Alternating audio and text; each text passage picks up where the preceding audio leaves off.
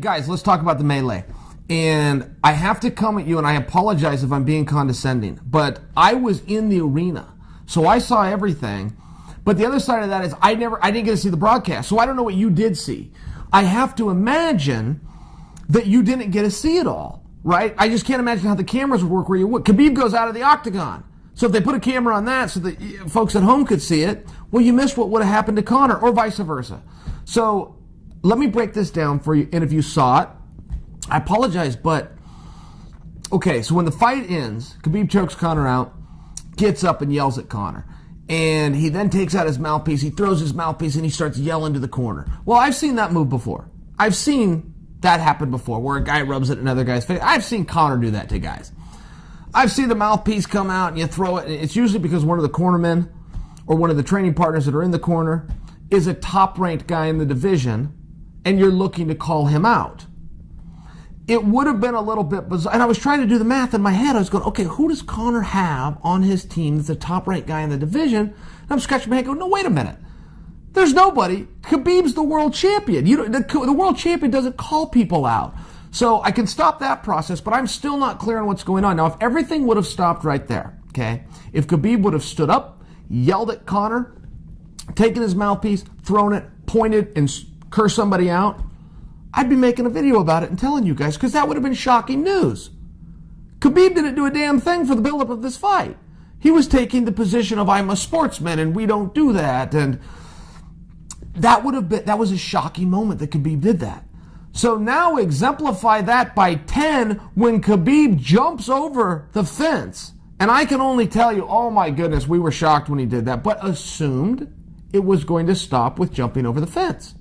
Then he's going to stand on the apron and curse out whoever he's cursing out and walk back in and have his glorious moment that he earned. He jumps off of that and goes right at Dillon Danis. I mean, like Karate Kid style, a jumping kick or a jumping... I mean, he jumped into an attack, okay?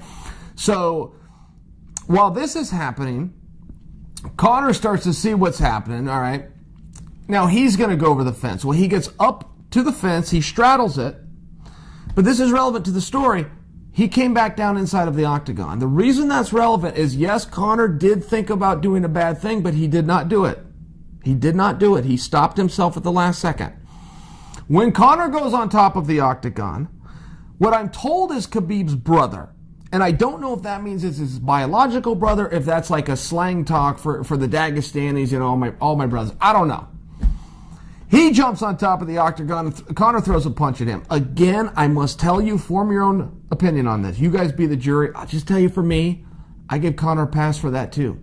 I do not believe, and I never have in my life, that the fight begins with whoever throws the first punch. I think that is what the law says. I just personally don't believe it. I believe the fight starts when an aggressor is within arm's reach of you. I believe that is when you have the ability to protect yourself and make sure that he does not get any bit closer. So Conor throws a punch. Oh my goodness, all hell breaks loose. Then Conor drops down inside the octagon. Relevant to the story. Two guys come into the octagon after Conor. One hits him in the back of the head. Conor doesn't know what's going on. Okay, he was just in a melee for damn near 20 minutes with the best fighter in the world. I mean, Conor's got a right to be tired and not want to fight right now. Hit him in the back of the head. Conor covers up. He doesn't know what's going on. There's people everywhere. Okay, I've been in that situation. We don't know what's going on. It's not like on TV where you're throwing a spinning back kick here and an elbow, and it doesn't work that way. So Conor covers up. Then another guy comes in. I don't know who this guy was. I said this was a split second, but he dug two shots to the body on Conor. Boom, boom. I remember seeing it, and the first thing I thought, not only were those great shots, I'm thinking, that guy must be a boxer. I mean, these were not random punches. These were boom, he dug, he dipped to this, and boom. And Conor's covering up. Conor's a tired guy, and he's trying to protect himself. Okay. So this is what happened. I don't know if you guys saw that on TV. Now let's break down this action, because you guys saw people were attempted to be arrested. Okay, they were put in handcuffs. They were taken into custody by Metro Police, which means the Las Vegas PD. They're called Metro Police. The way the law works in Nevada is the person who's assaulted must press charges. So they go to Conor, do you want to press charges? We've got these goons in custody. What do you want to do? Conor said, I don't do a damn thing. Let them go. Pretty cool move. I mean, I must say, look, everybody has to be paid back in life. And when you get paid back, you can't be a dick about it. You just can't. You got to be able to be objective and go, I did a bad action a number of months ago. They did a bad action to me. Now we're square. Good on Conor for that. But let's back up to why this was so bad, okay? It's completely different. We've seen melees in this sport. We have seen melees in baseball. We have seen melees in basketball. We have seen melees in football. These group fights, the benches clear. Guys, we've seen it, okay? This happens in sports. Not okay. Completely different scenario when you leave the field of play. Completely different scenario. Different punishments, different look, different fear to the audience, different disciplinary actions. In this case, right, we saw the police, they're handcuffing people. They're not done. Maybe the police didn't take these guys and go book them.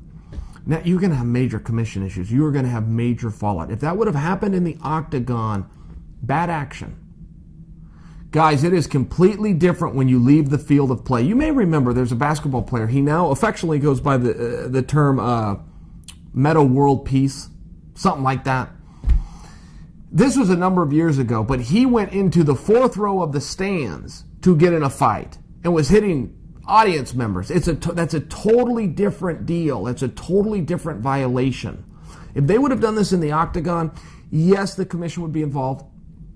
Yes, the UFC would do something. You left the octagon. There was no ability to prepare for that. I saw some people try to put that on Dana. How unfair was that? Dana answered the question as honestly as he could. He goes, guys, we prepared for everything. Did you see the security we had? Did you see how many police we had? Never in our wildest imagination. Now I'm adding words. Dana didn't say this part. But guys, never in your wildest imagination, your guys's, the event planner, Dana, nobody views even in their mind's eye, that somebody is going to leave the field of play. Khabib took away his own glorious moment. I feel terrible for him. He had a great fight. I feel so bad that he made this decision.